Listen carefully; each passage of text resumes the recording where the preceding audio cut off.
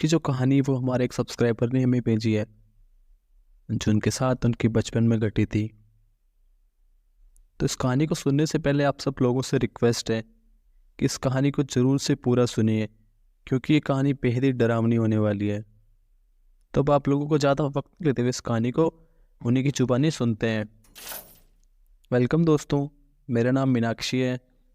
ये बात 2002 और 2003 की है, जब मैं 14 साल की हुआ करती थी।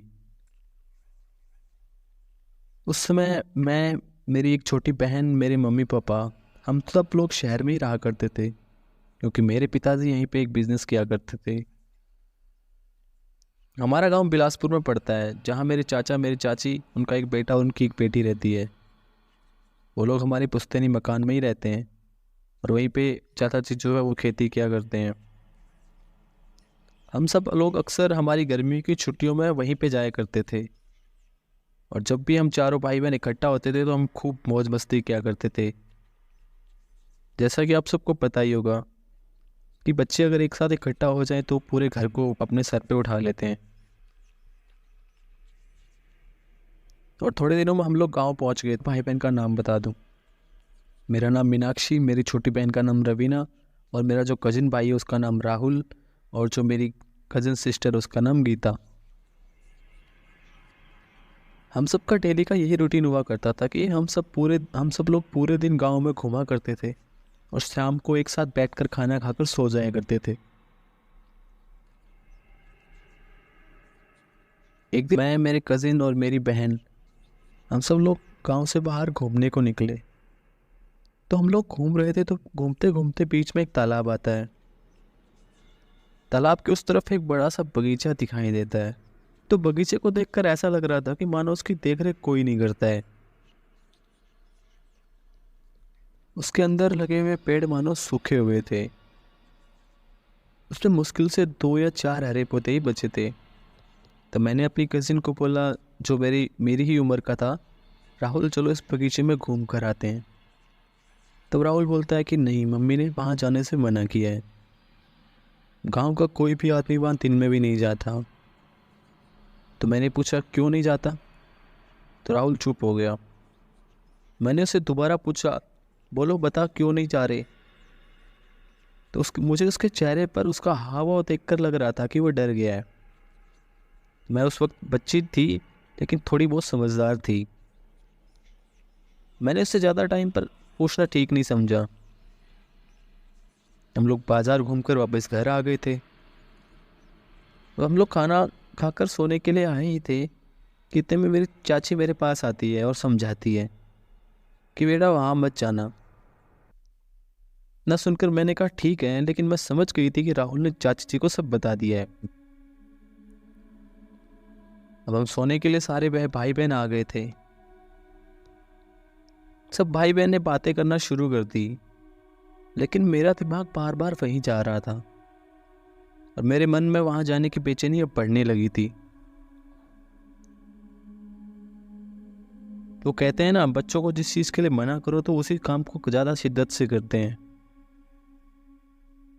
अब थोड़ी देर में मैंने देखा कि वो तीनों बातें करते करते सो चुके थे। अब मेरा मन वहाँ जाने को बहुत बेचैन हो रहा था। मैंने अपनी कजिन सिस्टर गीता को हाथ लगाकर उठाया, जो मुझसे चिपक कर सो रही थी। अब उसने आंखें मलते हुए पूछा, क्या हुआ दीदी।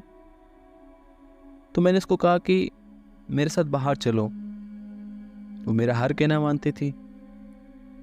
जैसा कि होता ही है, गांव के बच्चे अक्सर हर बात को मान जाते हैं, उन्हें ना कहने की आदत नहीं होती है।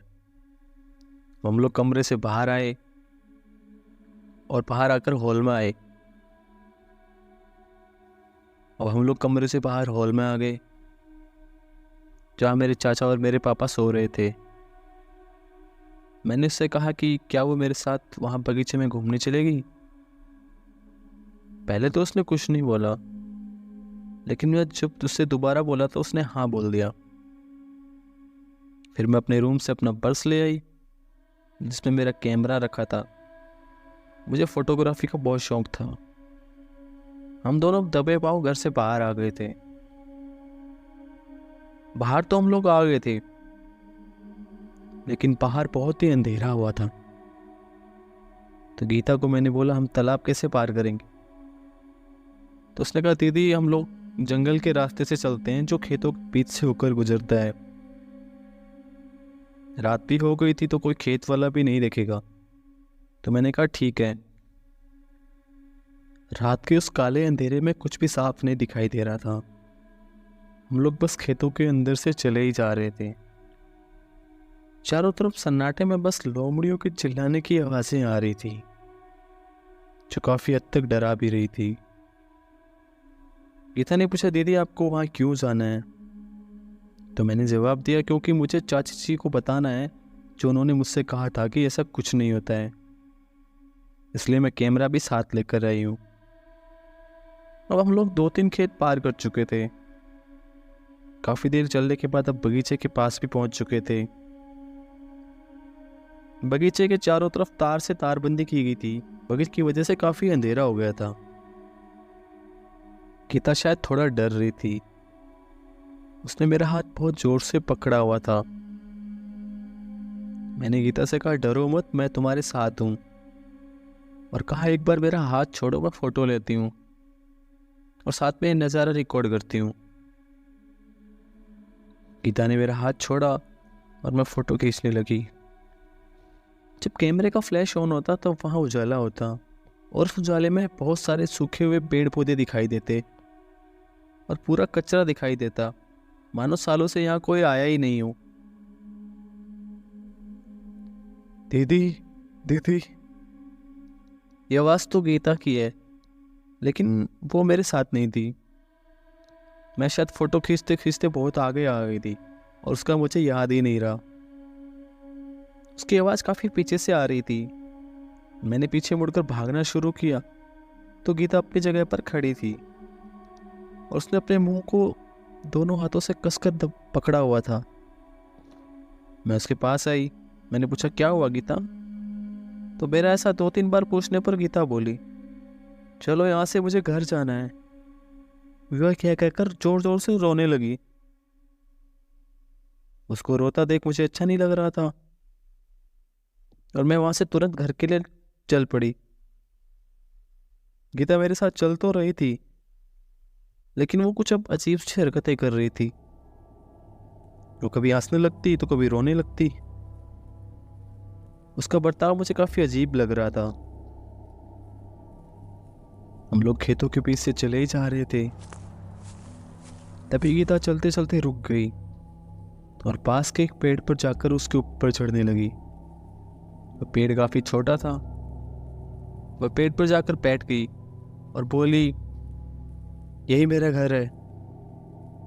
और फिर अपने दोनों आंखों को कभी ऊपर कभी नीचे, कभी दाएं कभी बाएं घुमाती और अपनी जीभ को बाहर निकाल कर हिलाती। उसकी हरकतें देखकर मैं बहुत डरने लगी थी। रोहित जी, उस समय मुझे ऐसा लग रहा था कि मानो गीता को नहीं बल्कि किसी चुड़ैल को देख रही हूं। अब मेरी समझ में कुछ नहीं आ रहा था। गीता को उसे देखकर मैं भी रोने लगी थी। दीदी दीदी दीदी। गीता का हाथ मेरे कंधे पर था और बोली, चलो आप रो क्यों रहे हो? गीता को ऐसा देख मैं ऐसा लग रहा था मानो कुछ हुआ ही ना हो। यह सब देखकर मेरा सर चकराने लगा। मेरे अंदर यह भी चल रहा था कि जो भी मैं देख रही हूँ ये सपना तो नहीं है, लेकिन एक पल में मुझे यह भी लग रहा था कि ये सपना नहीं है, जो भी है वो हकीकत है। मैंने चुपचाप चलना शुरू किया। हम दोनों ने पूरे रास्ते पर कुछ भी नहीं बोला और बात तक नहीं की। अब हम दोनों घर आ गए और आकर चुपचाप सो गए। सुबह उठकर हमने नाश्ता किया। तभी चाची बोली, गीता को आज क्या हुआ है, ये इतना क्यों सो रही है? गीता का नाम सुनकर मुझे वही रात का सारा वाकया फिर से याद आ गया। तो इतने में चाची जी बोल पड़ी, गीता के पापा यहाँ आओ। चाची जी की आवाज़ सुनकर मैं डर जाती हूँ, क्योंकि उनकी आवाज़ से लग रहा था कि वो काफ़ी घबराई हुई है। अरे इसको तो बहुत तेज बुखार है। चाचा जी ने तुरंत डॉक्टर को बुलाया। डॉक्टर ने चेक करके उसको दवाई दे दी और बोला शाम तक ये ठीक हो जाएगी। गीता की ऐसी हालत देखकर मैं काफी डर गई।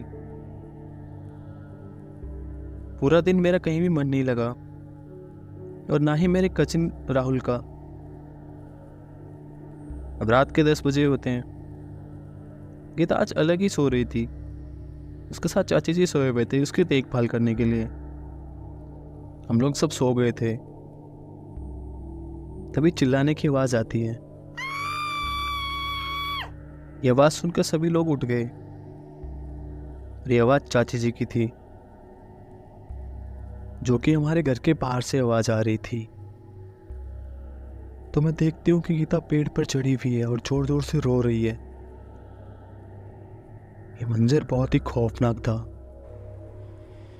गीता कभी हंसती है तो कभी रोती है।